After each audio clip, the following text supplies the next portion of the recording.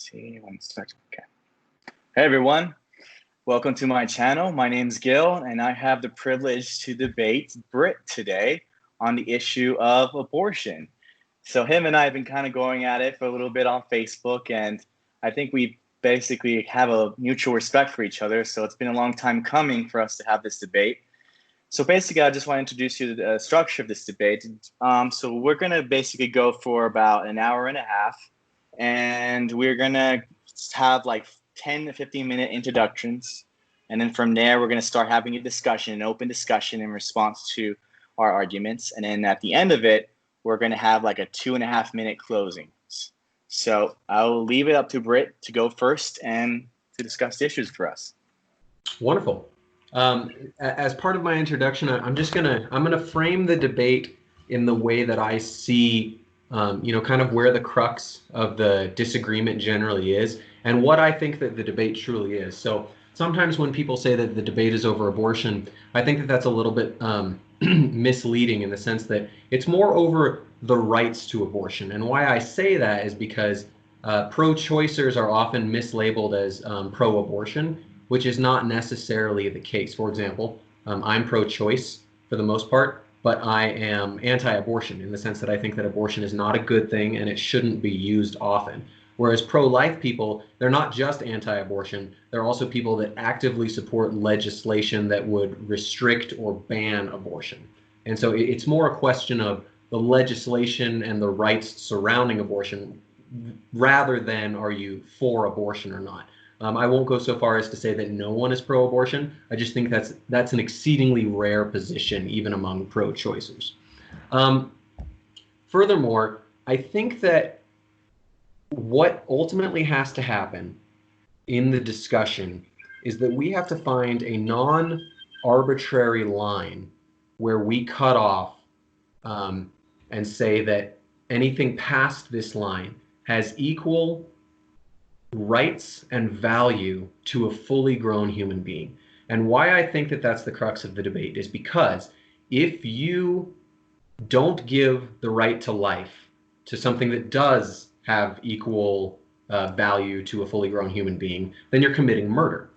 However, if you take away the right to choose whether or not you want to take a pregnancy to term for something that has less value than a fully grown human being, then you are robbing millions of women of bodily autonomy for something that probably isn't justified. And let me explain what I mean by that.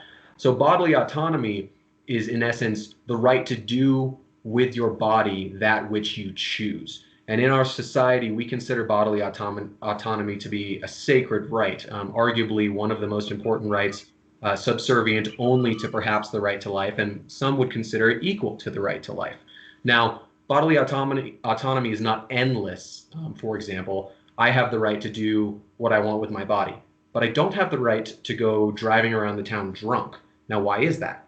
It's because in that sense, my bodily autonomy is threatening the life and bodily autonomy of other people. So it's definitely justifiable to take away bodily autonomy when someone is threatening the life or autonomy of someone else. But generally speaking, it's not okay to take away bodily autonomy for anything less than that, which means it's perfectly okay to ban abortion if we can prove that the fetus or blastoise or whatever part of the development stage we decide on is of exactly equal value and rights to a fully grown human being. If we cannot prove that it is of exactly equal rights to a fully grown human being, then I believe that we are totally unjustified in robbing millions of women of autonomy. So that's where the debate is. Can we prove that a fetus has equal rights to, for example, a fully grown woman? And so I think that that's what we're going to debate tonight. Now, my position on this is not 100% pro-choice in the sense that I don't think you should be able to abort up to term. In fact, I don't even think you should be able to abort late in pregnancy. My position is that the non-arbitrary line where you should cut this off is somewhere right around 22 weeks. Give me one quick second. My son just came down. He's going to bed. Good night, buddy. You're good. Love you. Apologies for that. Okay. Where was I? Oh yeah, 22 weeks. So the reason that I say 22 weeks, often when I say this, people will automatically start thinking that I mean something along the lines of, it has the ability to survive outside of the fetus on its own, or something like that. That has nothing to do with my argument. My argument is based on personhood. I think that what defines the value of human beings, what makes us all of equal value, is that we all have personhood. But when I say we all, I don't mean every single thing that has human DNA and is a human organism. There are human organisms that I believe do not have personhood. And one of those is, for example, a very early term fetus at, say, 8 weeks. Or another example would be a man that is in a permanent coma. We're 100% positive he could never come out of it. Those are both human organisms in that they're individual, they have human DNA, but I don't think that either of them have personhood. So I think that once something has personhood, it has exactly equal rights to all other human beings. Before it does not have those rights, and thus we should not be able to rob people of bodily autonomy due to that. Now let me expand a little bit on why I think that a fetus gains personhood around 22 weeks. That's a conservative estimate. Personhood, in my eyes, and in the eyes of quite a few prominent scholars, is something along the lines of who we really are. It's our personality, it's our memories, it's our quirks, it's our personal identity. In other words, you are not your finger, you are not your strands of hair. You are who you are as a person. I think that the Christian term for this is very nearly the soul. I would define it from a naturalistic perspective as something more along the lines of consciousness. I think that consciousness is what gives rise to all aspects of personhood. I think it gives rise to our memories, our personality, our ability to experience pleasure and pain. That is who we really are. And the example I like to give to that is that, if you were to say, we either get to save your whole body or your brain, consciousness, and transfer that brain and consciousness into a robot, which would you want us to save? And I've asked this question of hundreds of people, literally, over the years, and every single person, without doubt, has said, I would rather you transfer my consciousness to my brain and get rid of my body, rather than save my body and get rid of my consciousness. Because I think that we all have an intuitive understanding that who we really are, what our personhood consists of, is our consciousness. Now, if you agree to that, then we have to ask, when does the first real sign of personhood or consciousness show up with the fetus? And I have a series of studies that we can delve into at some point during the back and forth, but they basically show that on the early end, it's about 22 weeks. Some very conservative authors will argue for 20, but I don't think the data supports that, whereas most experts actually argue that it doesn't show up until about 27 to 28 weeks. Now, I like to be conservative. I like to say if there's even a chance that personhood does exist, let's go with it. So I call it at 22 weeks. And it just so happens that the first aspect of personhood that shows up is the ability to experience pain. And I want to be clear, experience pain, not feel pain. Those are different in the sense that a plant can feel pain and that it would retract from a flame. If you put a flame next to a plant, a lot of them will actually pull away from it. So they feel pain. But a plant does not experience pain in the sense that it's a negative emotion or experience going through any sort of brain. So a fetus might retract from pain earlier than it can actually experience pain. The experience of pain requires certain neurocognitive developments before it's even possible. And it turns out that those neurocognitive developments do not show up until about somewhere between 22 and 27 weeks, depending on the literature you look at. So, if my arguments all stand to reason, which I think that they do, the fetus does not have any semblance of consciousness until 22 weeks. Consciousness is what gives rise to personhood.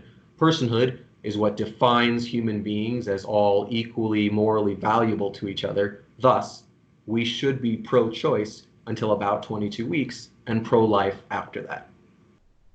That pretty much sums up my argument. There's a lot of other details that I'm sure we'll get into as we go. Problems that I have with things like future-like hours arguments or Aristotelian nature arguments, but we'll wait and see what you have to unpackage, and then we can delve into those. Go ahead. All right, perfect. Let me screen share here.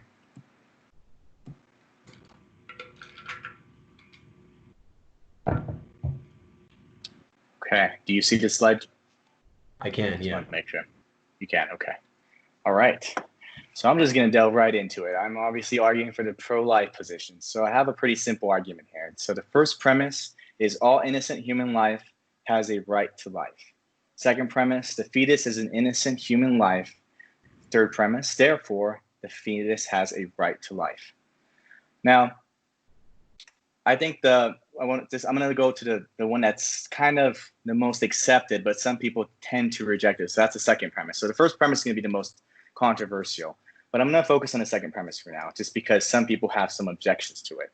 So the fetus is an innocent human life. This is a fact that's pretty much uncontroversial in the scientific community. Almost every embryologist and almost every person who's actually studied this issue has conceded that the fetus starts at the point of conception when it becomes a zygote. So this dismantles this idea that, okay, this fetus is just a parasite or it's just skin tissue. It's actually something substantially different from any of those things. And I think that people who tend to be a little dismissive on that end simply aren't going or coinciding with science.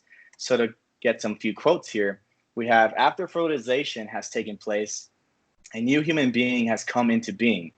This is no longer a matter of taste or opinion. It is not a metaphysical contention. It is plain experimental evidence. This is Dr. Jerome. Second quote, development begins at fertilization when a sperm fuses with an ovum to form a zygote. This cell is the beginning of a new human being. This is by Keith Moore and Developing Humans. So I can give countless examples of different textbooks, of different scientists affirming the same thing, that the fetus is a human being. It's not a parasite. It's not a skin cell. It's not an alien. It's a human being. So I think that's relatively uncontroversial. Now, what's going to be really controversial is this premise. Premise one, all innocent human life has a right to life. And the reason why, of course, is, as Britt already mentioned, you can say that there's not all stages of human life has a right to life. You can simply say, yes, only the stages in which you manifest personhood grants you the right to life. So the issue isn't so much whether being that usually is granted. The issue is whether this human being has a right to life, whether it has personhood, to put it in their terms. So I think this is a crucial premise to defend here. So first off, I want to kind of clarify what we mean by rights. So natural right is a power each individual has not to be unduly interfered with in his pursuit of the good, which is the pursuit of happiness. And this is Bisong in his book, The Introduction to Natural Law, which I highly recommend. So it's important to realize, too, this is not a political right. It's not something that's granted to you by the political system or by some law. It's something that you have in virtue of your nature, in virtue of who you are as a human being, of your personhood, that you have this right not to be interfered with. So that's where it comes the right to life. You have a right not to be killed. You have a right not to be harmed in some way, precisely because you have intrinsic value in virtue of your nature. So this is something that we discover. It's not something we invent or create. Now, we got to defend the premise one. So I'm going to start with like our intuition or belief in equality. I think this is pretty straightforward. We all have like intuition that all humans are equal. We have this idea, like, ever since slavery, ever since all these different means of oppression that we've seen in the past, sexism, racism, slavery, segregation, it is deep-seated in us that we are equal, that we have equal rights. And this is in virtue of just our human nature. It doesn't matter whether we have different skin color, whatever our genitalia is. It doesn't matter what our differences in IQ or speed or abilities are. It's simply in virtue of being human that we have equality. So this is a positive argument, I think. This is a way in which I'm giving evidence for premise one. But then we have three negative arguments, because those who argue otherwise will have certain ramifications that I think are unacceptable. So the first problem is that it entails evil. Um, so if you reject that all stages of human life has value, then you basically recognize that a fetus is worthless. But this entails certain evils and justifications, no matter what point in which you think that it doesn't have life, and then it starts to have life. You'll say prior to its status of gaining personhood, say you find out that it's a female, and you think, oh, females are I'm sexist, at least toward those who don't have personhood. So I can eliminate this child because she's female, however I please, and precisely for that reason. Or it can be racist. You say, oh, this child's black. I don't want any black children, so let's abort it. And even more severely, it leads to infanticide, especially given your particular view of what grants personhood that is. But it does typically lead to this, and it also leads to us being able to kill those with mental disabilities simply because we don't want them, because they're unwanted. So a really popular and famous defender of infanticide is actually Peter Singer, which some of you are probably aware of. So he says here, human babies are not born self-aware or capable of grasping that they exist over time. They are not persons. Therefore, the life of a newborn is of less value than the life of a pig, a dog, or a chimpanzee. And I think this is deeply problematic. I think for most people, intuitions would say that, hey, yeah, infanticide is terrible. It shouldn't be permitted. And Britt accepts this as well. But there are many, though, within the pro-choice community who are definitely high intellectual, like Minerva, Savulescu, McMahon. They all accept infanticide. They all make arguments in defense of infanticide precisely because they judge a certain criteria to be sufficient to grant personhood. So I think that's deeply problematic, and that's reason enough to suggest that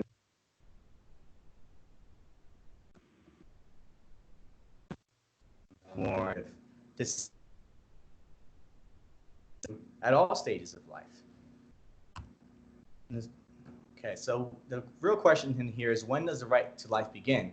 So this is really a question of the decisive moment theory. Basically, it says there was a decisive moment, some line which is crossed over, some criteria by which we say that this fetus has now acquired personhood. Now, the second problem I think with this is that we have two problems, and it's arbitrary. Like, we have to decide which criteria are we going to choose from. We have all different kinds of criteria to choose from. We saw from Peter Singer, and then if you do choose that criteria, why that particular criteria as opposed to another criteria? Why pain instead of, like, say, self-awareness, as Peter Singer does? There has to seem to be some kind of heavy justification for that. And self-awareness seems a lot more significant than simply pain, for example. So why not go with Peter Singer's view? The second problem is B, which is, why is that criteria valuable? Like, why? Why should we value these particular criteria as being valuable? Why pain? Why like size? Why dependency? We have to have some kind of reason for valuing it as well. Where does that value derive from? Where does it come from? So we have different options here, different criteria. This isn't by no means exhaustive, but some people may say size is what kind of is the decisive moment of when the fetus has a right to personhood. But that seems absurd. For most people would say that's absurd. Like, a midget would seem to have less value or something because it never grew. So why would size be relevant? I mean, you can also say it's dependent. There's a certain dependency, like a high level of dependency of the fetus in the womb. But we can also say that the infant is also highly dependent on the mother. The dependency doesn't change from inside the womb from outside the womb. It's still a heavy dependency. Or we could say it's environment. It just comes out, once it comes out of the womb, it magically acquires the status of personhood. But that's the equivalent of saying the womb has magic, just womb magic, that it suddenly comes out as granting personhood rights, the right to life. And that's absurd. Or we could say it's appearance. Well, it doesn't look like it's a human being in a certain stage, but there's plenty of disfigured people. So are they not people because they don't have a right to life simply because they don't appear to be humans in the way that we expect them to be? No, that's absurd. The other thing is pain. So pain seems to be a common one attribute, but like, you have insects, for example, like wasps, leeches, that also have some experience of pain. And yet we don't really seem to grant them the status of having a right to life. Furthermore, it seems if we can appeal to pain, why not just apply anesthesia and eliminate the pain at a certain stage so that then we can safely or morally abort the fetus? Why can't we do that? Or if we say self-awareness, and it seems absurd, again, we seem to lead to this idea that we can kill an infant 30 days after it's been born, as Peter Singer says, and that seems to be very absurd. We know that that's problematic. Or if you want to say consciousness itself is what grounds it, then we also have those who are temporary coma patients, who have been, who have their, who can't experience, who are not experiencing anything. They have no self-awareness. They're not aware of any pain. They're in a temporary coma, but they will come out of it eventually. So we have to then ask ourselves, like, why this set of criteria? It seems arbitrary to say this set of criteria rather than that criteria, or why is that criteria valuable? Where does that value come from? And so the third problem is I think that in response to some of these counter examples, I noticed a lot of contrived rationalizations to some extent in response, and I think it gets a little messy. Sometimes philosophy does this, I admit, and sometimes it's going to be very technical, but I can't help but get the impression that it's like almost inventing certain distinctions just to be able to get out, finding some loophole just to get out of the problem. For example, if you say, for example, like one of the criteria is that you have actual conscious activity, then that's immediately refuted when you say, okay, well, what about sleep? When you're sleeping, you don't have an actual conscious activity at that point. So then they might say, okay, well, then it's not your actual conscious activity that gives you value, but rather it's your immediate capacity to exercise conscious activity. So you're able to then wake up and immediately exercise that capacity. Well, let's say you had some kind of surgery where you're incapacitated for a temporary amount of time, and so you can't immediately exercise that conscious activity. So therefore, do you suddenly not have rights anymore?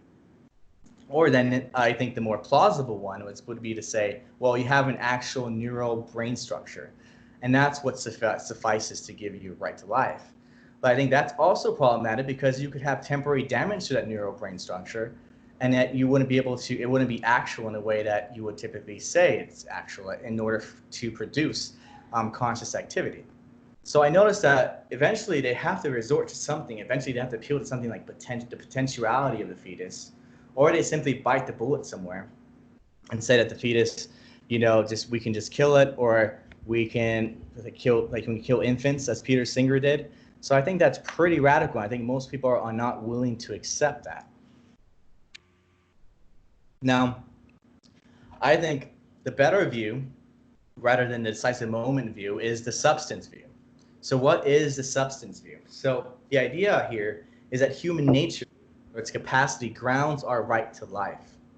We are valuable because we are the kinds of being capable of rational activity. And so from rational activity follows all kinds of things like consciousness, awareness of pain, the ability to communicate, understanding, reason, all that kind of stuff, willing, all that comes from being a rational being. And so here, human development simply perfects that nature. So when it's developing, it's simply perfecting or realizing or fulfilling its nature in a more perfect way. So that's what's happening in terms of the fetus. So fetuses are actual persons, because our view of personhood isn't grounded in performance, it's grounded in what a thing is. So fetuses are actual persons, they're not potential persons. So there are three positive arguments that I could briefly give in favor of the substance view. One, it preserves equality. You're either human or you're not. You don't have it in degrees. You don't have some kind of arbitrary standard. It's just you're either human or not. You either fall into that category or not. So it preserves equality among all races, sexes, religious convictions, whatever have you, or whatever stage of life that you're at. It preserves equality. Number two, it's metaphysical. The idea is that value comes from being, not from what you do. So this is intuitive, but it's also like what we say, like you tell people, for example, you encourage you're valuable for who you are. You probably heard that saying, you are valuable, be yourself in some sense. Like there's a way in which it seems far more important to ground value in being rather than in your performance, in your functionality. Third one is that it's simpler. It seems like there's not much contrived about it. We don't have to develop all these different convoluted explanations in order to kind of avoid a certain premise or conclusion. I think it's a reasonable kind of view that stems from a reasonable view of nature itself. Now, you could have an objection. You could say, well, you can have an infant born without a brain. Does that infant have a right to life? It seems not. Well, we would say, though, it's still human, but its potential simply impeded. Its potential simply impeded from being realized or actualized fully. But it's still a human being in virtue of still, it is a rational being. It still has a rational essence. So a good analogy would be a language. For example, say you're trying to learn, you want to learn it, you have a potential to learn a super obscure language. I don't know what we would call it, but say language X. But say there's nobody there to teach you. So you're impeded from realizing that potential because language X and those who understood it are now extinct.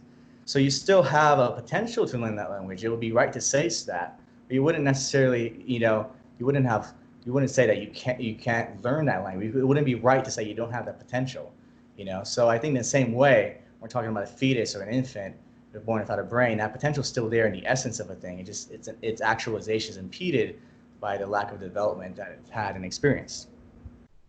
So lastly, I just want to do some common objections. Just kind of throw that out there. I don't think Britt's going to mention these, but first objection you might hear is that you can't shove your religion down people's throats. Quick reply: none of these arguments depend on religion, as I just showed. This is completely our argument from like moral principles, from intuition, from common sense, from metaphysics. These are the appeals that I've made to. I haven't made any appeals to religion here. Second is men should have no say on abortion. Since I'm a man, they might be quick to dismiss my arguments. But I would simply say, well, then Roe versus Wade should be overturned under that reasoning. And the second thing we could also say is that truth doesn't have genitals. It doesn't depend on whether you have a penis or a vagina. It's the truth and the arguments stand on their own. Third thing is my body, my choice. Now this might be true if Britt's view is true, but this begs the question against my view. We can't start off that as an argument because what's the whole question is that does it have a right to life? If it has a right to life, then it seems to be more fundamental. It's not your body then at that point. It's someone else's body, and they have a right to that life. So that concludes my presentation. Wonderful. Thank you. I appreciate that. So there's a lot to unpack there. You mind if I just kind of give some highlights of my responses for a minute? Yeah, definitely. So first, I like to start off with, the making it clear that we have a lot of agreement. For example, I agree. I don't think any of those three objections work. None of your objections or your arguments, were explicitly based in religion. Saying that men don't have an opinion presumes that it's not murder. And of course, the question is, is this murder? If it's not murder, then I agree, my body, my choice, and men shouldn't be interfering with people's lives. But if it is murder, then men certainly deserve a perspective on that. And so since we don't know, since we're having the discussion, obviously men get to weigh in on the discussion. So I agree with you. I think that those objections are terrible. I also agree with you that we need a non-arbitrary line to decide is it a human person or not, and when. And I think that a lot of the things that you raised are completely arbitrary. Size, dependency, these things, they simply don't work at all. Having said that, I have a lot of objections to some of the things that you raised. The first thing that I would say is, you raised some of the more extreme pro-choice views like Peter Singer. I don't agree with Peter Singer's views, and I think that I have non-arbitrary logical reasoning as to why his views fail. And I would also say that some pro-choicers supporting infanticide is not an argument against the pro-choice position generally. In other words, you can have bad pro-choice arguments that lead to terrible conclusions, but if they are not supported by the same logic as other pro-choice arguments, then they have no implications whatsoever on each other. So my pro-choice logic is not based in similar grounding to Peter Singer's. So his horribly irrational conclusions about infanticide are simply not undermining of my arguments in any way. Regarding the non-arbitrary criteria, so for something to be non-arbitrary, the way that I view it is it has to be specific and it has to be salient. And in the case of a moral discussion, it has to be morally salient.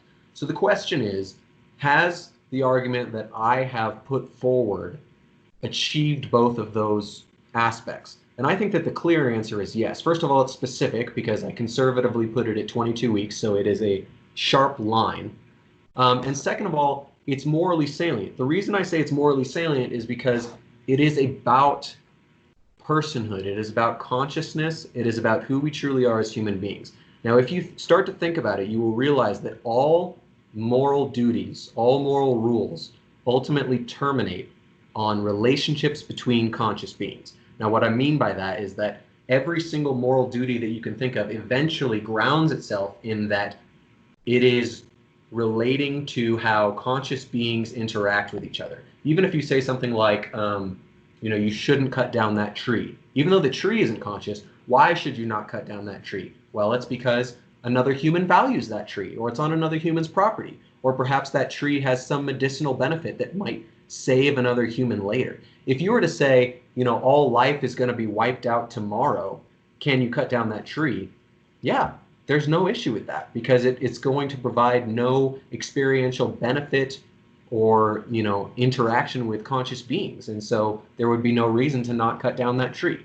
So all moral interactions and all moral duties terminate on the relationships between conscious beings, and that's why I think that grounding personhood in consciousness is pretty self-evidently morally salient. Now, maybe it's non-arbitrary, right? I don't think that there's any good argument to say that that's an arbitrary line, but it could be non-arbitrary and problematic, right? So maybe it's wrong because it leads us to conclusions that we can't stomach.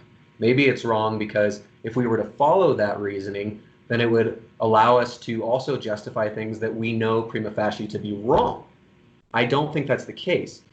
You raised some examples such as what about people that are asleep, right? Are they non-conscious, thus we can kill them? Well, no, they're not. Of course, someone who's asleep is unconscious. That's not the same as non-conscious. Unconscious means that we simply are not temporary, we are not currently using all of our conscious functions.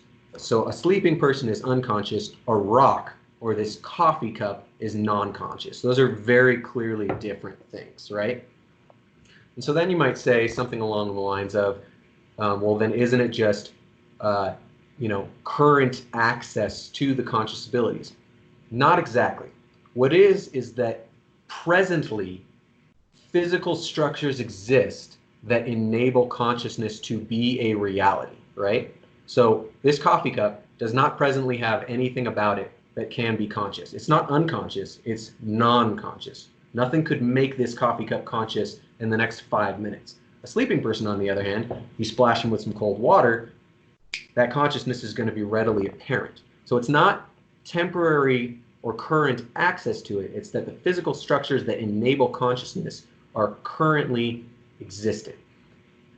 Now, this is important because I think that I have developed a non-arbitrary, morally salient line for when we should allow pro-life and pro-choice to delineate. I also believe that conception does not fit that criteria. And the reason being is that it only fits half of it. Conception, of course, is non-arbitrary in the sense that it's specific, right? It's one moment. But is it morally salient? And I would argue no, and the reasons I think also undermine the substance views.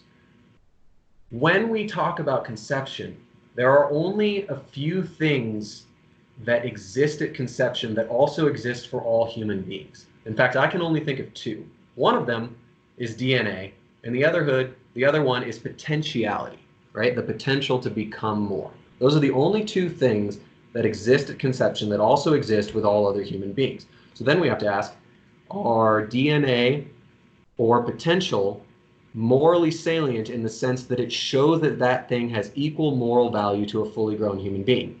I think DNA is really easy to say no. First of all, there's nothing readily apparent about DNA that has any moral salience, let alone the same moral salience as a fully grown human being.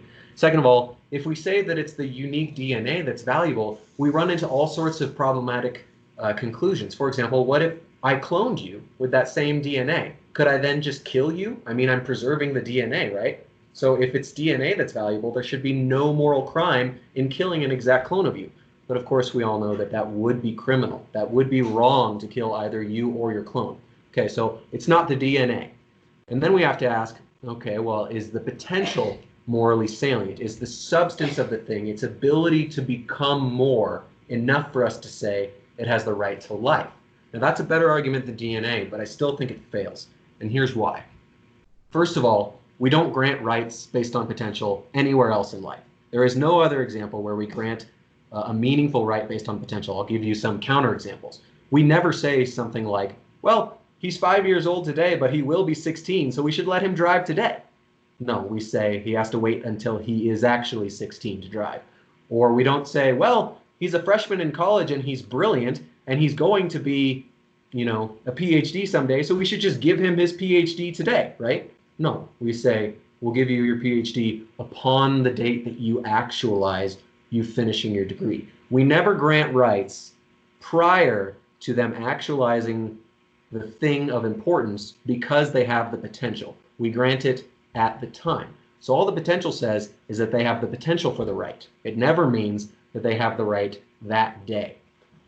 Furthermore, potential, what that means is that thing X will become thing Y or like thing Y under certain assumptions. So in the case of the fetus will become an adult or a child or what have you under the assumption that the pregnancy is healthy, that the mom, doesn't drink to excess, that a certain amount of time has corresponded. There's all these assumptions built in, and maybe some of those assumptions are likely, but they're still assumptions.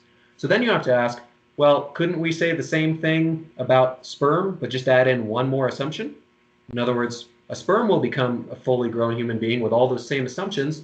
We just add one more assumption, being that it meets an egg. And so the question is, what moral salience was magically introduced because we took away one assumption? Why was that assumption not being there or being there so morally significant that we could take it away and it would change the entire discussion? And I can't think of a justifiable reason for that, so I don't find the substance views convincing at all. So your three arguments were that yours preserves equality, to which I would ask, equality of what? I think that equality of persons is important. I don't think equality of anything that has human DNA and is a life is necessarily salient. There's just no apparent reason to think that just because it has human DNA and is alive, that it should have equality. I think all persons should have equality, and therefore my argument preserves equality as well. Your second argument was, it is who we are, it's substance. But I would ask, who are we really? What makes us truly individuals? And I would argue that that is your consciousness. It's not your DNA and it's not your substance. If you took my consciousness and transferred it into a steel body, my substance would be completely altered. My substance would be gone, but my consciousness would be preserved. And I would argue in that hypothetical that Brit still exists because my consciousness still exists. So who we are is not our substance, it's not our body, it's not our DNA. Who we are is our conscious activity. And third, you said that your argument is the simplest and most non-contrived, but I don't find anything particularly complex about my argument, and I don't think it's contrived either. In fact, I think it's the only non-arbitrary line that we have. So that's basically the notes that I made during your introduction, so I'll let you take it from here. Okay. Yeah, so I think when I was appealing to Peter Singer, I think eventually, if we kind of hash out these criteria, I think it'll eventually lead to that, but I haven't argued for that fully, of course. And I do understand that you're not, and I think I appreciate the fact that you're not, in fact, not holding infanticide. I think that's very good. But I do think that the central part of that argument was simply that if you wanted to, abort that fetus because it's a female or something wasn't addressed yet, I think that's a problem that most people will find intuitively wrong. Oh, it's black, I can abort it. And then you might say, well, that might transfer over to real life, to other human beings. But the person may say, no, I don't do that. I just apply it to things that don't have personhood. Now, when you have personhood, then it's bad, obviously, to be racist. But if it doesn't have personhood, I can be racist as much as I want. I can be sexist as much as I want. I can do whatever I want to this fetus. And I think that's problematic. And I don't think that view accounts for that. I do think that the substance view definitely accounts for that. It accounts for that intuition that belief that seems to be very wrong is precisely because all human life has a right to life. All human life has dignity and value. So that's the first point I would make in regards to that. Now, you said about non-arbitrary has to be non-specific and morally salient. So you you grounded in 22 weeks. So I definitely grant that you do have a specific criteria. Now I just wonder if that is the morally salient one, because when we're comparing it to something like Peter Singer, why do you prefer your account over self-awareness, when self-awareness seems to be significantly higher and more important in terms of our identity and personhood? When people think about their personhood and their individuality, consciousness, they're thinking about, oh, I'm a self-aware, I know who I am, I have these memories and stuff like that. They're not thinking of some little tiny perception of pain, perhaps, that 22 weeks level. They're not thinking of something of that sort. So I think Peter Singer would have an edge on you in terms of your criteria. So I think you have to establish that your criteria is superior to Singer's criteria.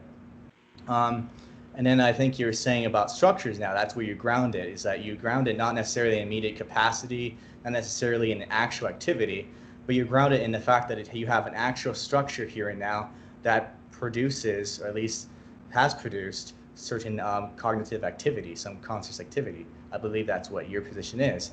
And I have some issues with that, but I don't want to get into that too much, but I guess I could right now, is the fact that, well, we do have, for example, coma patients, temporary coma patients who don't exhibit, who are not experiencing pain, who are not experiencing any thought, in terms of that we know of anyways. And so that seems to be problematic under this view. If having some kind of conscious experience is the way in which we ground our rights, a right to life, then that coma patient, because he doesn't have those experiences, he must have his right to life suspended, and then we can do with his life as we please. And that just simply seems unacceptable there. And then the third point, in terms of conception, you're talking about DNA and potentiality. Are they morally salient? So I don't want to get too much into substance view because it's very metaphysical, but I will say that substance view just isn't the DNA. It's like an organization. It's that which makes it the kind of thing that it is. So DNA is part of the substance view, but the substance view isn't identical to DNA or the potentiality. It's rather that which makes it. It's an abstraction. It's a configuration of matter such that it informs it to be of the kind that a thing that it is. So that's what the substance view is. So it's not going to really point to DNA as that crucial aspect of it. And then with regard to potentiality, there are different degrees of potentiality. So I think it's important to kind of make that clear that not all potentialities are equal. So this is a quote from Olderberg here. He's one of the speakers of Thomism here. He says, there are different grades of potentiality. And what is being argued here is that as far as possessing the right to life is concerned, the potentiality that matters is the kind that inheres in an entity such that all that is required for the potential to be realized is that the entity itself continue or resume normal functioning. So it's not just any potential, it's the potential that's being actively realized at this very moment. It's active potential in a way because it's actively developing that potential. It's fulfilling its being. It's fulfilling its nature and its normal functioning. So it's not just some potential like to drive or something. It's not potential even to say thing X will become thing Y under various assumptions, because you're not becoming anything distinct. You're not in terms of substance. It's not like when you acquire certain conscious traits, you are now a substantially different thing, a different kind of thing than you were prior. Rather, you're simply fulfilling and becoming more of the kind of thing that you already are. You're just perfecting that nature. You're fulfilling your potencies. So that's what the essentialist view would say. So sperm cannot become that because sperm has no way in which it self-directs itself toward a certain function. It's not doing that in its own. It has to be united, has to become substantially a human being, a human thing, a distinctly human thing, such that it realizes its actual nature, which is to be a rational animal. So a sperm in no sense is a rational animal. It's in no sense is part of the Homo sapiens. So it's substantially different than, say, the zygote. So I think that's an important qualification. And I could say more, but I should leave it up to you. I don't know if we should just continue saying a lot or if we just interact with each other every individual point. Would you mind if at this point we kind of let's do more of a back and forth where we focus on one point at a time. I think maybe now is, I think you and I think we've both done a good job of laying out broad points and a lot. So let's to talk about specifics a little more. Okay. Do you mind if I kind of lead that charge and I start with point three about the coma patient? Is that all right with you? Oh yeah, definitely. So if a person is in a permanent coma, I do believe that they no longer have personhood and they no longer have equal rights. Like, right? Let's assume that we put epistemics to the side for the moment, and we just know that they will never come out of the coma.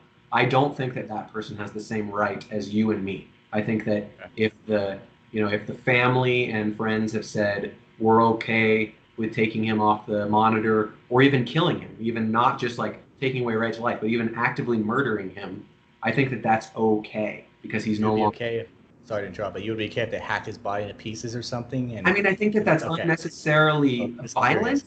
Yeah, Okay. but Okay. but I don't see any moral crime with it. It's disgusting, right? It's like what would give you that impulse, but I don't see anything morally wrong with actively killing that body. Okay. But that's not the important one. The important one is if they're in a temporary coma, right? You said that, well, they don't have personhood because they don't have consciousness, because they don't have the structures. But if they're in a temporary coma, then it seems to me, by definition, they do still have the structures because it's temporary, which means that they're going to come back, which means there's still something physical going on up there that allows consciousness. By saying that they're in a temporary coma, we are implicitly admitting that the structures are still there. So I don't think that that really evades the structural argument. I think that someone in a temporary coma, almost by definition, still does have the structures that I've spoken of. Now, in a permanent coma, perhaps not, because it's been so severely damaged that they literally can't come back. But a temporary coma, they do. Okay, so structure is that's the baseline. That's at least you have a structure for what? A structure at least that's fit to produce some level of consciousness, at least a minimal, to experience some kind of pain. That's what would be sufficient of a structure for it to Yes, have. physical structures that can produce some semblance of consciousness. Yeah. Okay. So the problem I'd have with that is I think we can imagine a scenario in which we have a coma patient that is, in a loose sense, permanently in a coma. But we do happen to have technology such that we have, like, say, an anti-coma serum. So we can actually inject him with it such that then he's able to then realize his consciousness again. So loosely by himself, by his own kind of like structure, it won't ever be able to have any immediate capacity, not even in its own, not even a future capacity or potential in the future to develop its, to kind of have, consciousness or so what have you. But if we injected it with the anti-coma serum, it could. So in this scenario, am I permitted then to kill this person, even though I have technically a way in which I can revive him, that I can make him alive, and so that he can not revive him literally, but at least revive his consciousness? Would that be morally permissible if I say I have that option, but I decide not to, and I simply decide to take his life away? Interesting. And that's a really good hypothetical. So I guess some of it depends on what you mean by that. So, like, is the serum repairing damaged structures? How is it bringing him back? Yeah, it's repairing damaged structures. Yeah, interesting. Okay. Back. So, I mean, in this case, I see this scenario as very similar to saying, let's assume that we have the technology to grow a human being in like a vat, and in 3 days we'll have a fully grown person with memories and personality. If we don't grow that human being, is that tantamount to killing said human being? I don't think so. No. At the point that the physical structures are damaged to the point of not allowing consciousness, if you can bring him back, I'm not saying that you shouldn't, but I'm saying that if you don't, that is not tantamount to murder. Okay, so then he died. His personhood was gone. You have the technology to install sort of almost a new person there, and I'm not saying that you shouldn't do that, but I'm saying that should you choose not to, that's not tantamount to murdering him. He was already killed, his personhood robbed by whatever it was that damaged his brain in the first place. Okay, so in that scenario, you acknowledge then it's okay then, because in my scenario that it would be okay to kill, if I understand it correctly. It's okay to not revive him, even if you have the ability. Yeah. But if like actively, like I just put a gun to his head, and that's like, okay, you're done. I eliminate any possibility then. I think that could be wrong depending on other factors like the conscious experience of his relatives. In other words, it's not wrong because of what you're doing to him, but it might be wrong because of what you're doing to the people that might want to, revive him. It's wrong because of the pain that you're causing to actually conscious persons that exist in the room around you. It's not a moral crime against him. It's a moral crime because of the effect you might have on other conscious beings. Let's say that man had no friends, no relatives, no nothing whatsoever, and whether or not you injected him with that serum or didn't affected no one on earth except him, then no, it would not be wrong to kill him, I don't think. Okay. So I think, I guess, in my intuition, in my view, at least, I think some people's intuitions at least would say that that seems implausible. Of course, intuitions can only go so far. You can say, oh, my intuitions don't say it's the same thing. So for me, intuitions is just a first appeal, but it seems to be something's problematic about that. But we can just revise the scenario to simply say, okay, well, the structure, he's not really like in a temporary, permanent coma. We could say he's actually in a temporary coma, but this time the structure is actually damaged, but it will get fixed, and eventually. So it has the structure as it is now, as it is presently, has no immediate capacity to do any kind of conscious activity, but it is going to repair itself with time if we give it a few months, say, and then it will be able to have conscious activity. So this is a little bit a tweak on that. So it seems to me that your structure is then it's damaged, and yet it seems plausible to say that he still has a right to life, that we can't simply kill him willy-nilly. In that scenario, I would say that you cannot kill him. You're right. I think that changes my conclusion. And the reason being is because his structures do still have the capacity for consciousness, in that if they heal themselves, which they're going to over time, they're going to create consciousness. Now, there's a difference. Because I know where this is going because I've been down this road. There is a difference between something repairing itself and being what it already was versus something that never was. There's a difference between having something and losing it and not yet having it. And I'll go to the driving example again. Let's say you speed or run a few stop signs and someone takes away your license. Nobody says, well, you got to wait another 16 years and retake the driver's test. That's never a thing. Maybe it's you got to not have a license for 6 months or something. We treat taking away that which you already have as fundamentally different than the way we treat someone who has never had it. So a man who has consciousness, whose brain is healing to bring back his already existent consciousness, is not the same as something that has never had it but will in the future. Those are fundamentally different. Okay, so I guess in response to that, I will say, why is having had it relevant to now? Having had it may have been relevant to the past in terms of its status, but why does it have any more relevance to his state now, since he doesn't have it? It's been damaged, and the only thing that's really there then, that's really grounding the argument, is simply the potential to then heal itself. Because I think that personhood, under how I am defining it, I think that personhood, it's only ever one thing. In other words, when your personhood comes into existence, it is in existence until a point that it is no longer possible. And that's it. It's only the one run. So if you say that man's brain can never heal, then you've established his personhood is gone. But if you say that man's brain can heal, his personhood never left. It's still there. You don't get like this run and then, you take a break for a minute and then you come back to the same personhood. That personhood's existence was not yet snuffed out. That person's personhood was always there.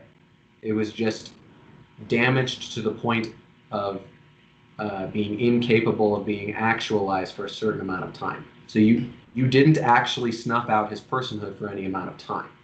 That's why I think that's different. Okay, so I find that has had these personhood traits a little bit. It just seems dubious to me, just because if we talk about a permanent coma patient, for example, going back to that permanent coma patient, he has had also those personhood traits. But the thing of difference, of course, is like you're saying, it's permanently gone now. It's no longer there. It can't be healed. That's a difference, and that's there. But it seems like then the real work isn't really having had something. That simply seems to only be relevant in the past tense. It only stays relevant because of the past.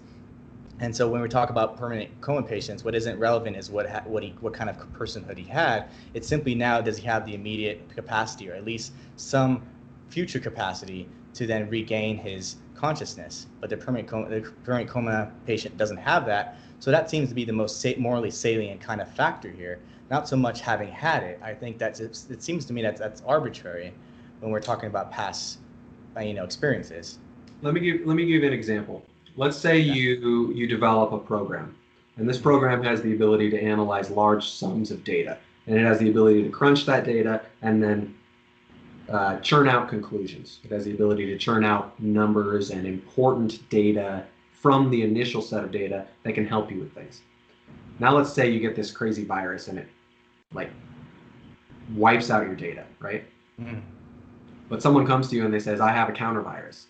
And that counter virus can retrieve the lost data from your program. That's scenario A. Scenario B is, I just made the program, but it hasn't started crunching any data yet. It hasn't churned out any meaningful conclusions yet. It can if I start running it, but it hasn't yet. And to get there, it would take years to churn out all of the meaningful conclusions. Whereas this counter virus, I can go retrieve the data now. Are those scenarios the same? They would definitely be distinct, yes. They're distinct, and I think that the reason is because you are retrieving that which already existed.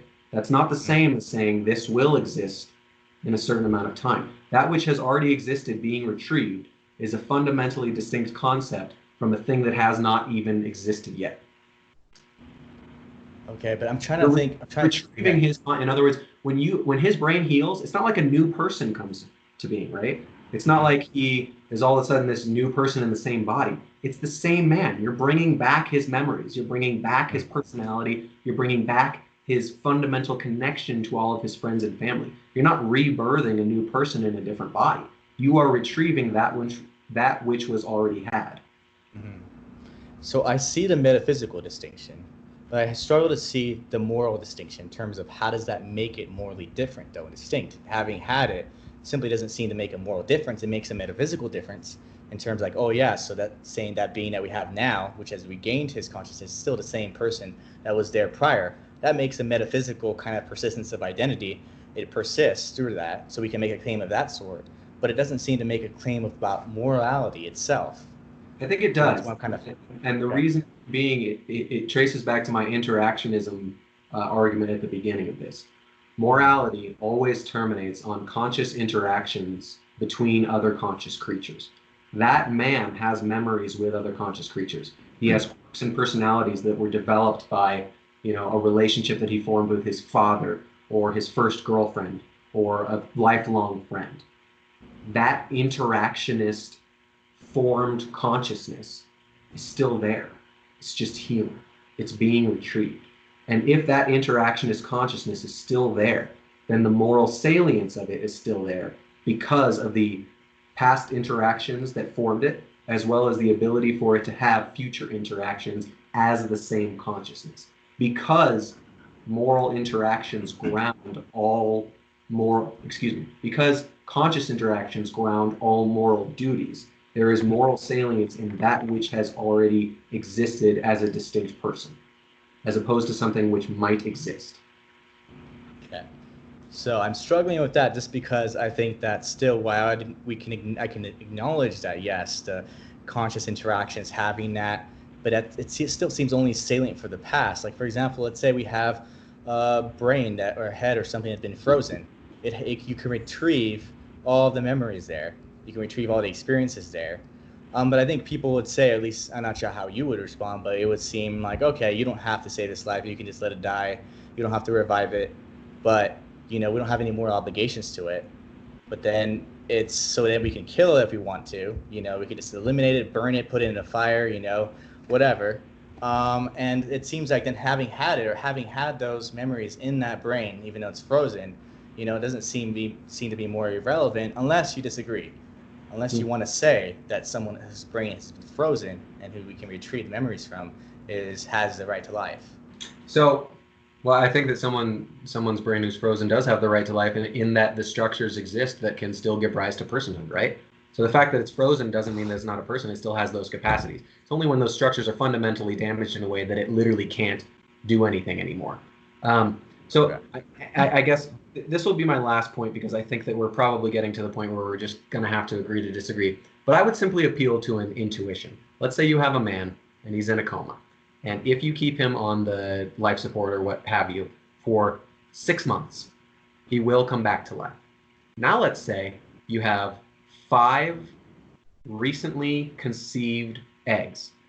They are 2 days old. The sperm reached them 2 days ago. 5 in a dish. And someone holds a gun to the man in the coma. Says, I can either blow away this petri dish with 5 2-day-old conceived eggs, or I can kill this man that will be perfectly fine again in 6 months.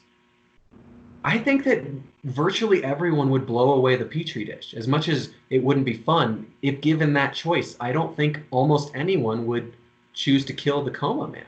And I think that that shows a strong, I agree with you on intuition. I think intuition is a powerful place to start when it comes to morality. I think that shows a strong preference for the man in the coma that will come back over 5 fetuses, not just one. But if that person was, say, frozen, and we can imagine a scenario where his structure's damaged, but we know in 6 months he could recover. But I could say, oh well, his brain structure is damaged. I can shoot him, even though I know he's going to recover in 6 months. He doesn't have a right to life now, but these people have a lot more potential. He's kind of an old man, say, or whatever. He's up there in age, 60, 70. We can imagine a scenario like that. I think you can turn that around. People will say, like, yeah, that definitely seems wrong still. If he has damage to his brain structure, so he's kind of just there sitting. The guy's kind of giving an option to shoot. I think that natural option. I mean, people will say, well, okay, well, I'll just shoot the old man because there's 5 life forms here that have a lot more potential to be more productive in society. They have a lot more potential to bring more good in society and have a future like ours if we want to appeal to that, which I'm not really appealing to, but we can appeal to that. But I think the more significant, more fundamental thing is that when you're talking about like it being able to retrieve its prior memories and all that, you're talking about potentiality though. You're talking about we have a potential to actualize that personhood once again. It doesn't have the traits of personhood right now. It doesn't even have the structure, but it still has the potential to then develop that structure again. So I don't see a metaphysical difference between that and the fetus in any significant way. You might have like the only difference is one of retrieval, but it's still talking about potentiality. In the more general spectrum, we're talking about something general, which is it has a potential to develop its personhood. So too would say, metaphysically speaking, a fetus has the potential to develop these certain conscious activities. I think the fetus is already a person, so I won't say personhood, but it does have potential to then develop these activities. And it's actively going toward that end. It's fulfilling that end. It's not dormant. It's working toward that end here and now at every single moment at which it develops. So I do think that having had something just appears as another way of talking about potency, potentials, which is what the substance view does. Okay, I think that unfortunately we don't have an agreement on that one, but that's all right. Okay, fair enough. We hashed out a lot of good stuff there, so I appreciate it. Yeah. Maybe point 2 is the next point that I'd like to kind of respond to, where you were talking about Peter Singer. Why is my view better than Peter Singer's? Right. Peter Singer, he does appeal to a more developed form of consciousness, you might say. I agree. The reason being is because I think that when it comes to a right to life, when it comes to personhood, we should be as conservative as possible. We should say that the very first moment that something has a salient sign of personhood in a meaningful sense, we should call it a person and give it a right to life. We shouldn't wait until it has every single part of it before we call it that. Because if we're going to say that, I'm not going to lie.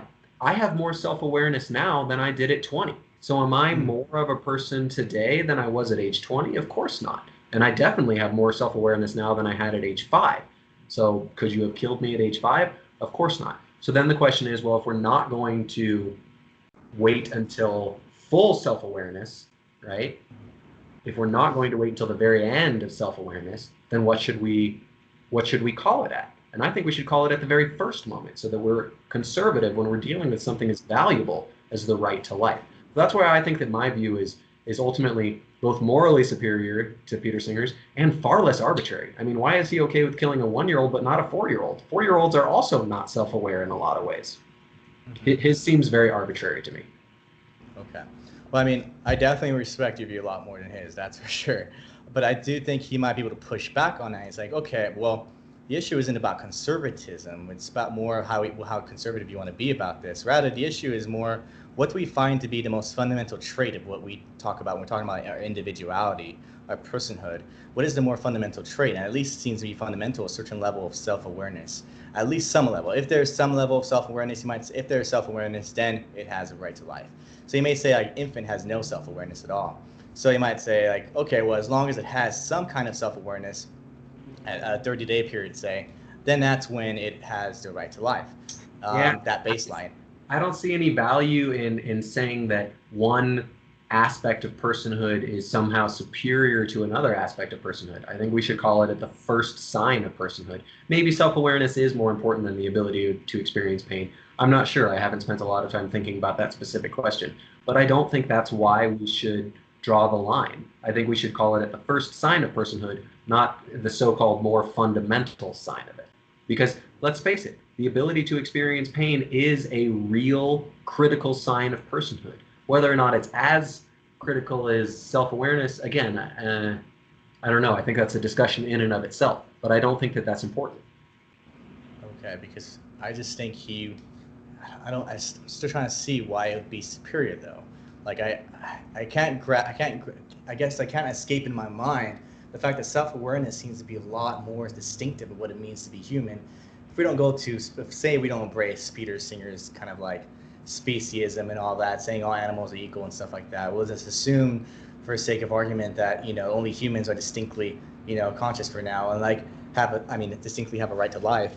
We would say then that what is distinctive about humans is that it has self-awareness rather than say, other animals. Other animals may have certain levels of self-awareness, I guess we could say, talk about apes, but what is distinctive is that our level of self-awareness, our kind of self-awareness that we have, I would say. So I think Peter Singer could just push back and he'd say, well, yeah, but this is more fundamental because you were appealing to what our personality or individuality, what is that we perceive as our individuality as more fun as us. And it's not going to be pain itself.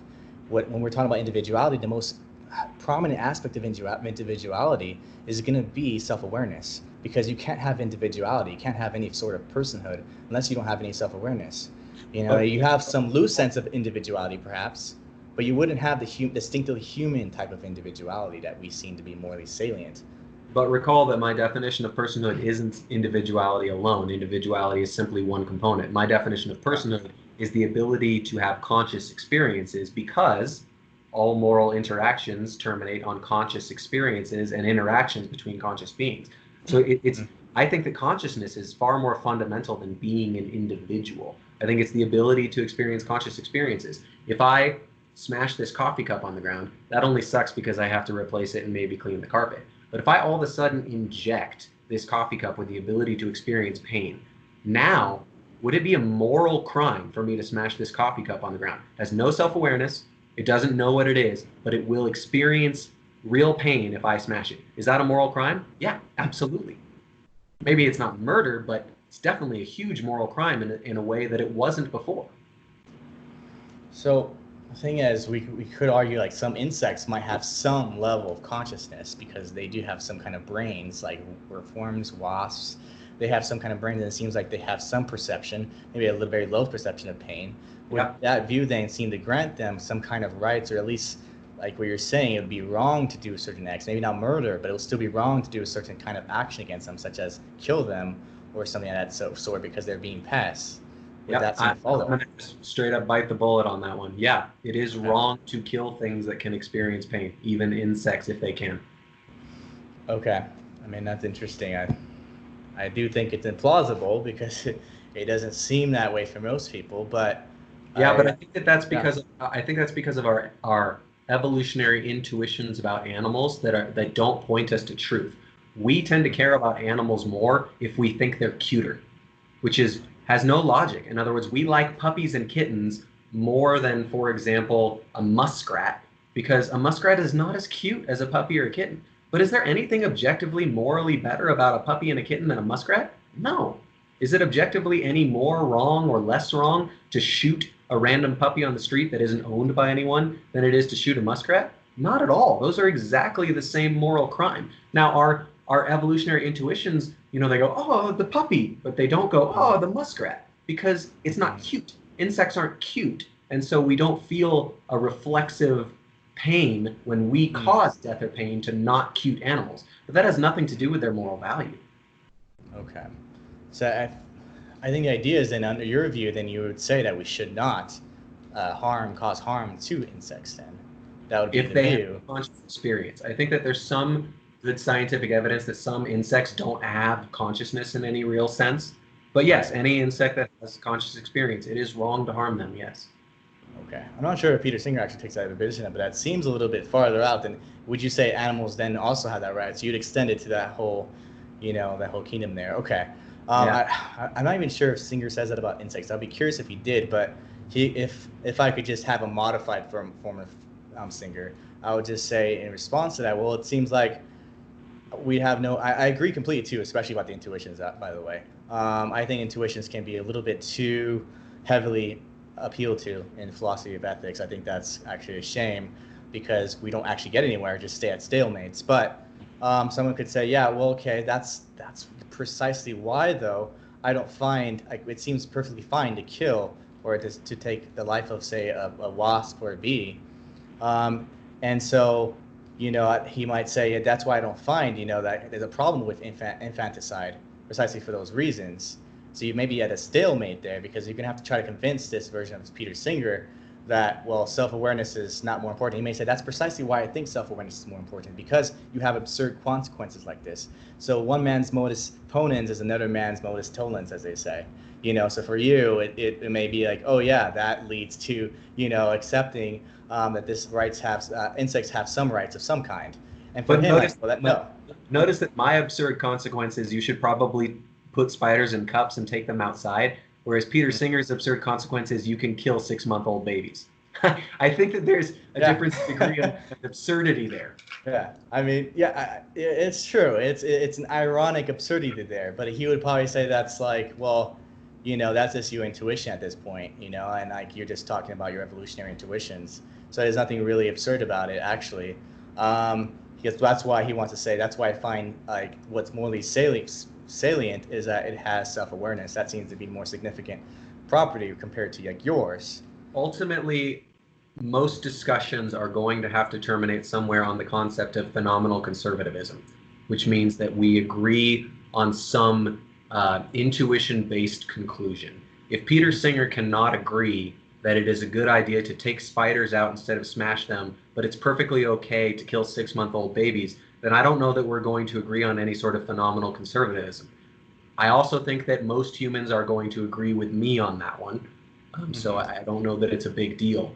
Maybe it is true that we can't hash out the differences between me and Singer on anything more fundamental than that, but I'm happy being superior to him, if only in that sense. Yeah, I mean, but that seems to be kind of a selective use of intuitions, I would say. And if our intuitions would be pretty strong and say, no, there's nothing wrong with killing insects, they're pretty much worthless, you might say. And so that's our intuition, at least the majority intuition. But then see, that's basically Singer's intuition. So he's like, yeah, so you're wrong on that. And so there's like a stalemate here.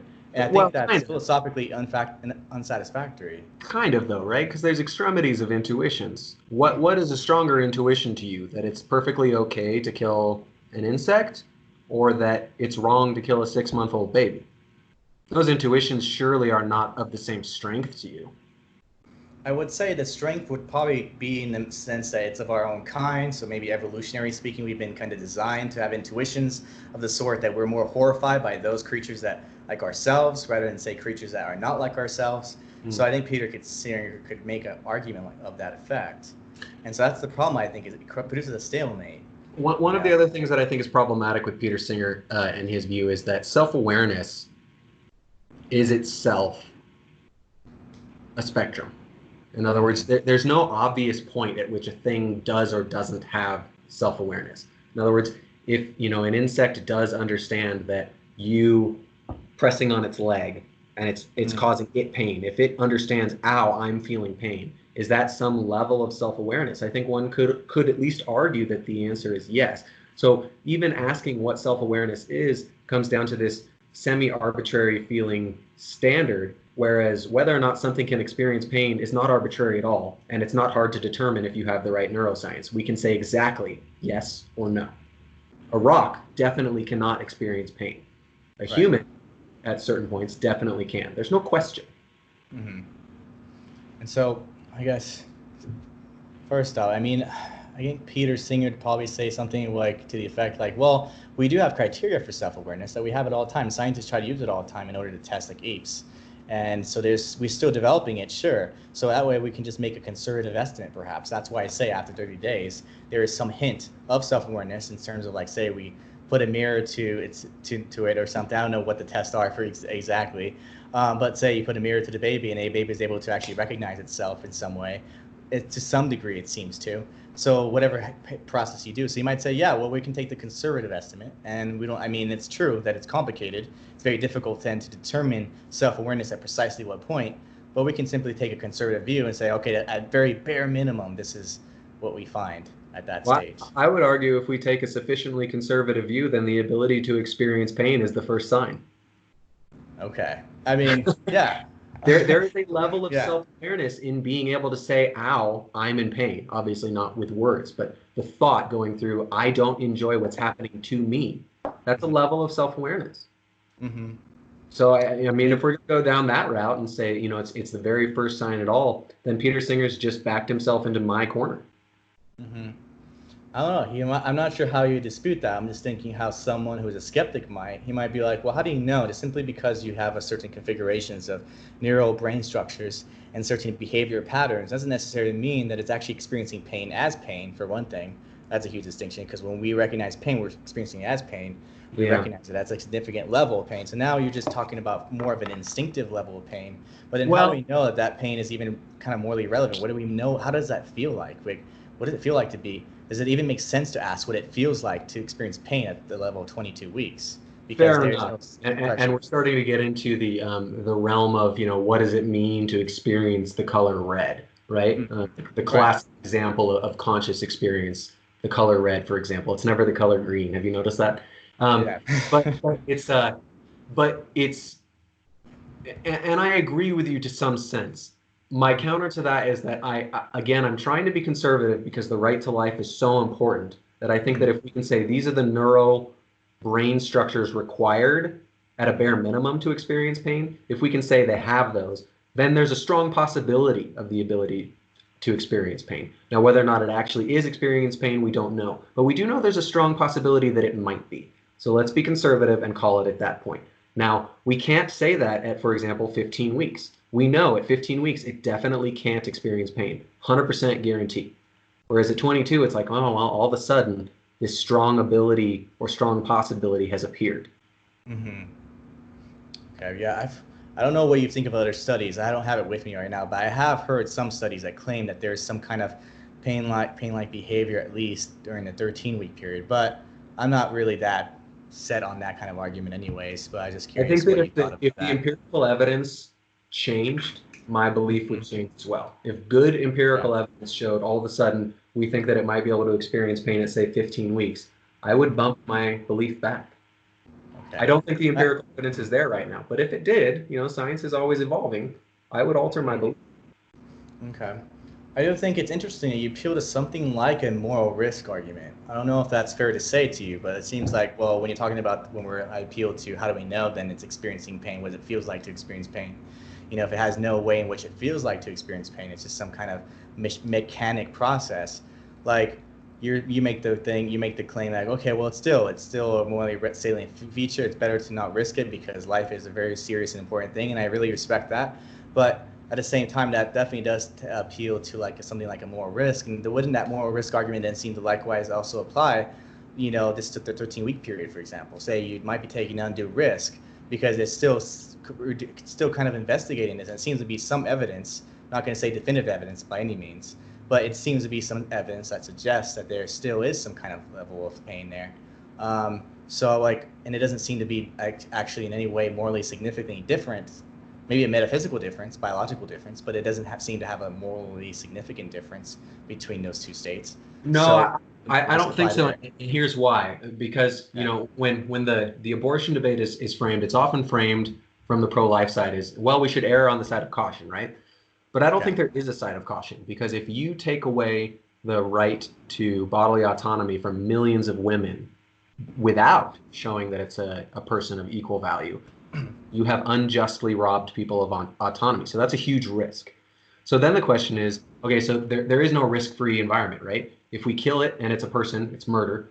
If we take away the right to abortion and it's not a person, we've robbed them of bodily autonomy. That's a form of slavery. That's a huge risk too. So then the question is, okay, so we have no choice but to say, where is the best evidence?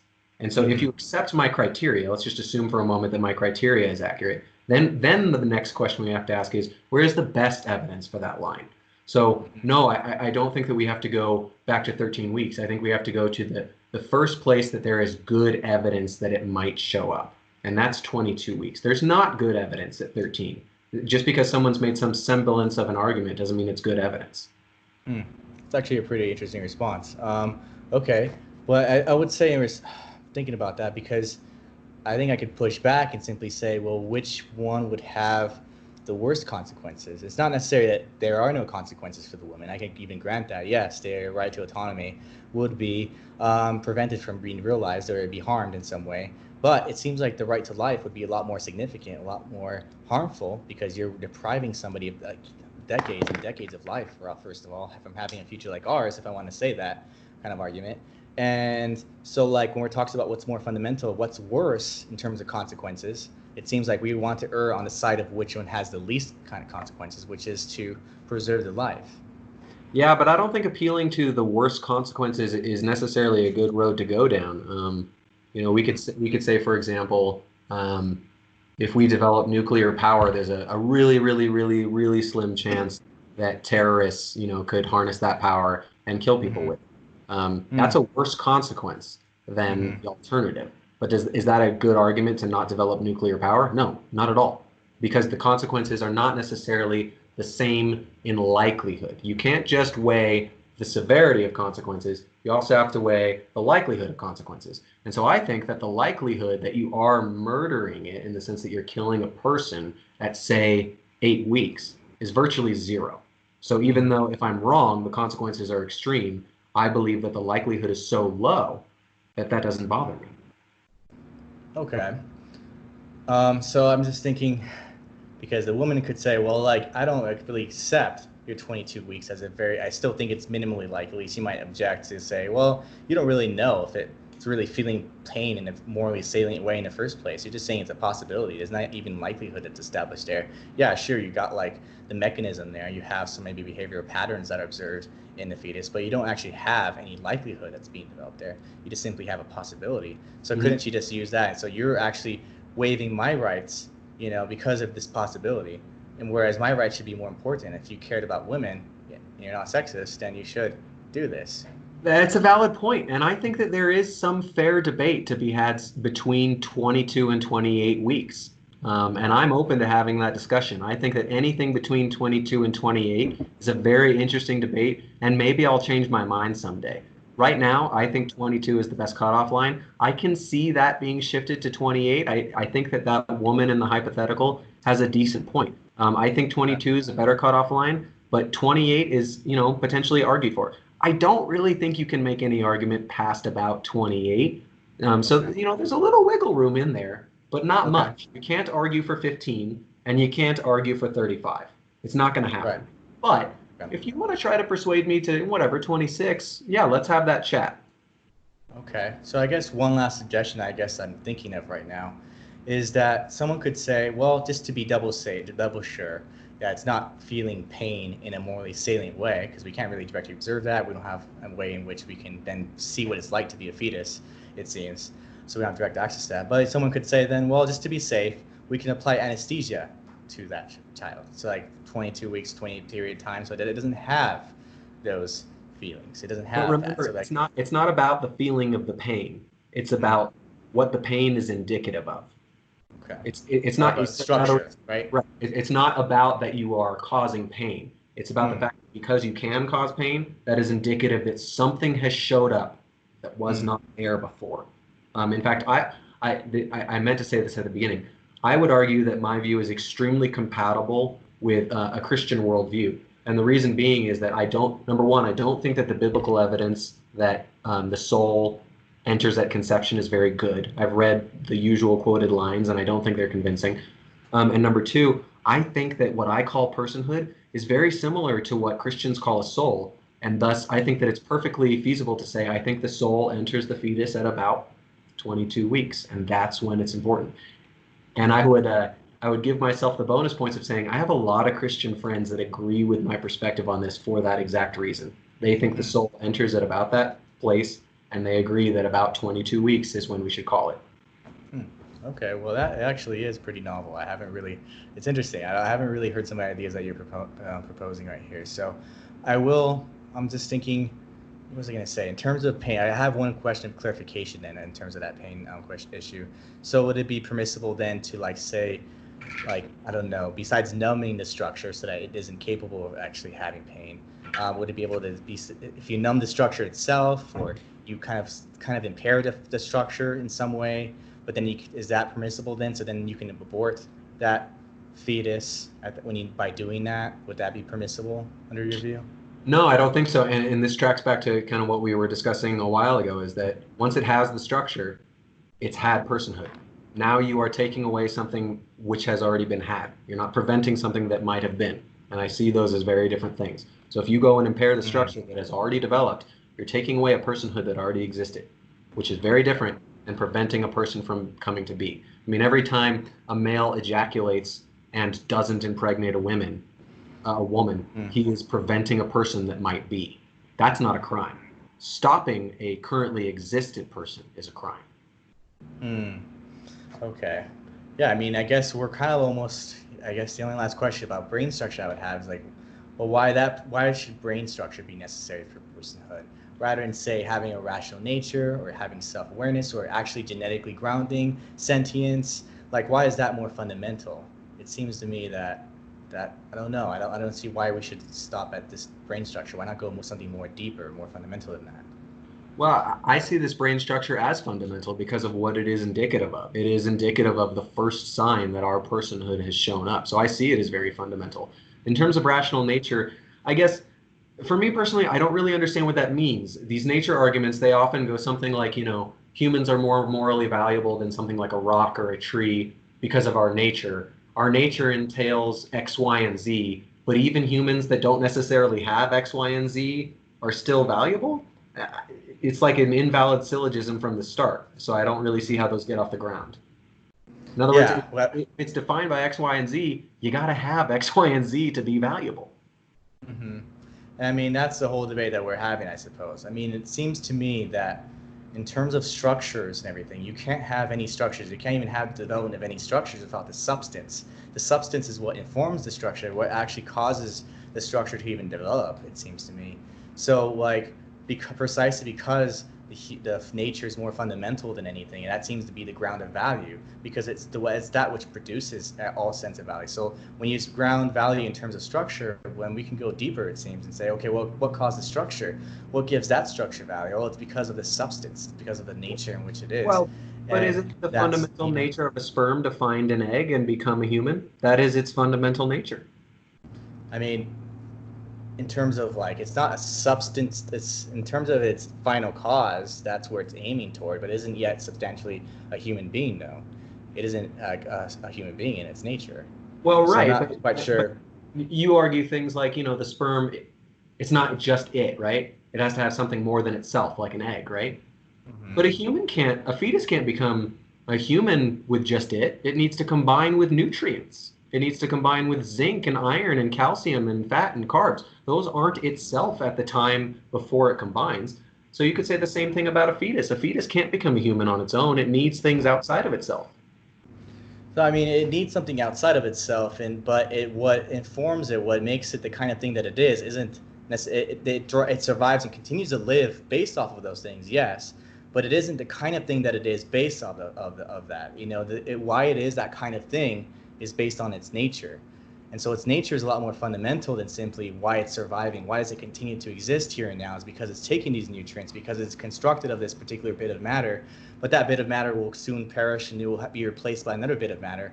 So substance is very begs important. The question that it already is the kind of thing that has value, right? I don't think that the fetus is valuable until it becomes the kind of thing that is valuable, which is later.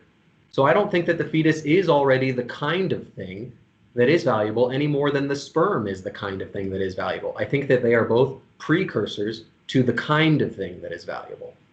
But the thing about a sperm is that human, so like when we're talking about a fetus, like we're talking, like you can look back and say, yes, that fetus was me. You know, substantial. We didn't go through substantial change. When you acquired, say, your personhood traits, your conscious activity, you didn't become a substantially different kind of entity.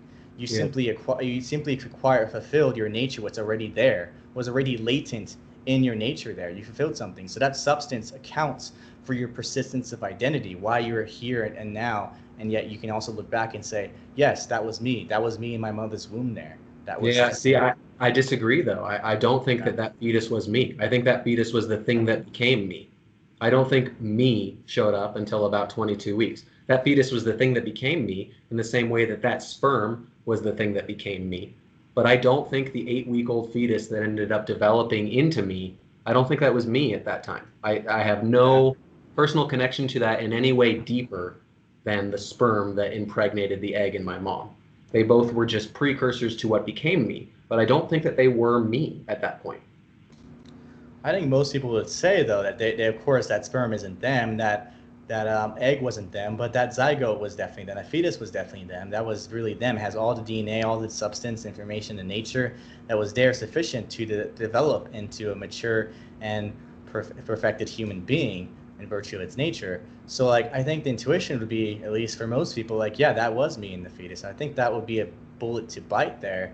I mean, maybe some people wouldn't hold that same intuition, hold that same metaphysical belief, but it seems like a reasonable belief, because in your view, it seems like you would become a substantially, at the moment in which you acquire conscious, like that being, that entity, that fetus acquires conscious activity, it substantially becomes a different thing. It becomes a you. It becomes Brit. And so that seems to be implausible, and metaphysically speaking, that you're substantially a different kind of thing at that point now. You're no longer just a human being, but you become a different kind of entity.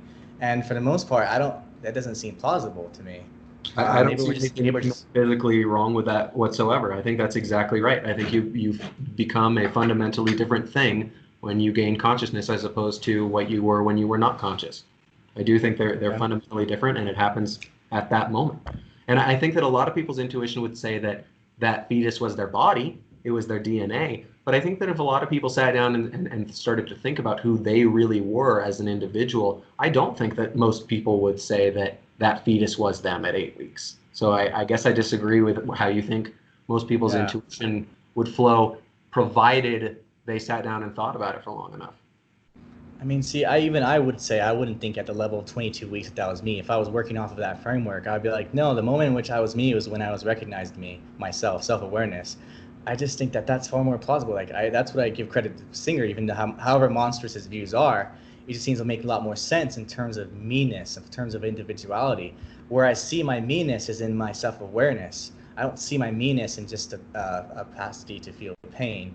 I see it more fundamentally in my self-awareness. So maybe this is something we just stalemate. I did agree to disagree, but that's my impression. A lot of this does, get you to the point where you're in purely metaphysical territory, and metaphysics is infamous for not being super clear on who's right. that was one of the main advantages that science had over metaphysics when it showed up, is that, hey, it's pretty clear who's right. Whereas with metaphysics, while it's very important, that's not always obvious. In some cases, yes, I do think so. I do, however, I'm biased, but I come from a Thomistic scholastic tradition.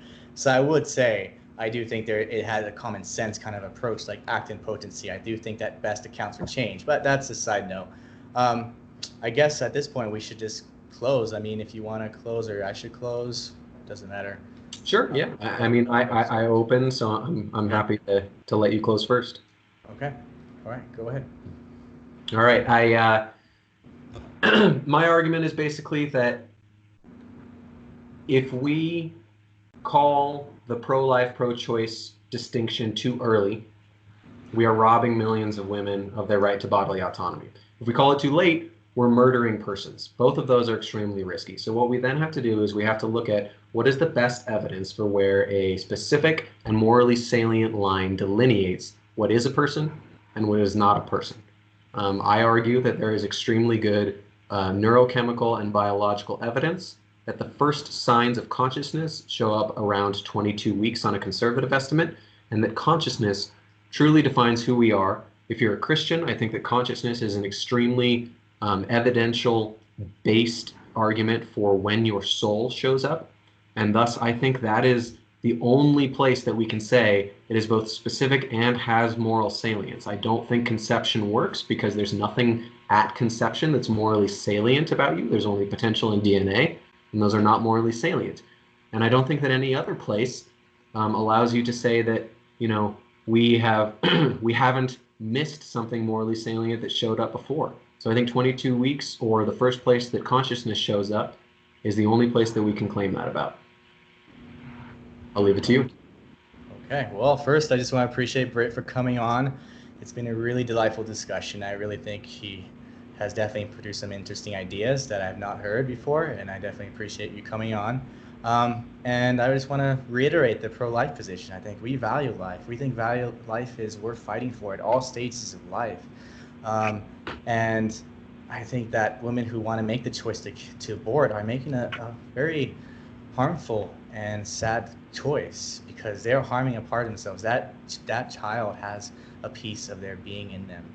And I think, as we've seen here, whatever happens is that when we don't treat life equally, it causes all kinds of serious questions and raises all kinds of serious questions and problems, such as the fact that, well, since it's the fetus at before 22 weeks, does it have, if it's worthless, then we can abort it for sexist reasons, racist reasons, or for mental disabilities. And I think that's a very tragic and dehumanizing view of humanity.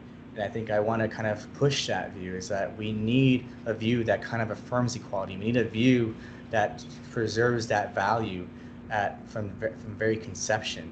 I think when we can value life and from conception, we see that it's worth fighting for in every dimension of life. When value comes from being, not simply in your performance and what you do, but in what you are, your being, your nature, that is more fundamental than anything. And I think the substance use definitely takes a more heartfelt approach in some ways in this area, and I think it makes most sense of our common sense beliefs, because otherwise how can we determine which criteria is true, and why does that confer value as opposed to a different criteria? Why not Singer's criteria?